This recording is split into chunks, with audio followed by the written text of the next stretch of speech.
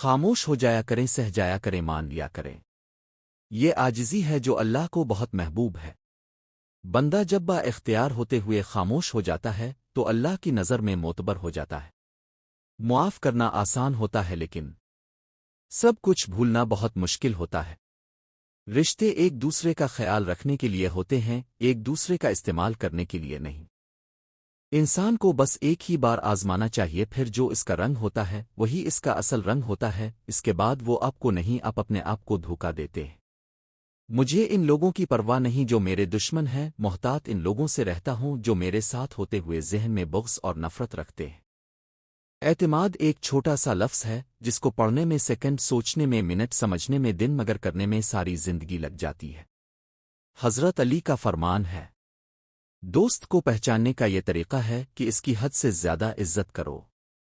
اگر عزت کے بدلے عزت دیتا ہے تو وہ انمول۔ اگر آپ کو کمزور اور خود کو اعلیٰ سمجھے تو وہ دوستی کے لائق نہیں۔ جس شخص نے اپنے راز کو اپنے تک محدود رکھا وہ جلد کامیابی کی منزل تک پہنچے گا۔ ہر دل میں ایک کھڑکی ہوتی ہے جس سے آپ اپنے دل سے دوسرے کے دل میں دیکھ سکتے ہو۔ دوستی کی کشتی میں پہلا سوراخ شک کا ہوتا ہے۔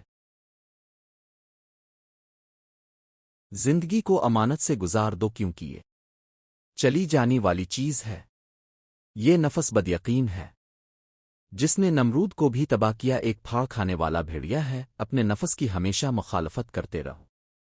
اے انسان، ہر راز کسی نہ کسی دن ظاہر ہو کر رہتا ہے، اس لیے بدی کا پیچ نہ ہو کیونکہ وہ ضرور اگے گی۔ جب تمہیں خوشیاں ملنے لگیں تو تین چیزوں کو بھی نہ بھولنا: اللہ کو، اس کی مخلوق کو، اپنی اوقات کو۔ تین رشتے بے نقاب ہو جاتے ہیں: بڑھاپے میں دو اولاد، مصیبت میں دوست، غربت میں بیوی۔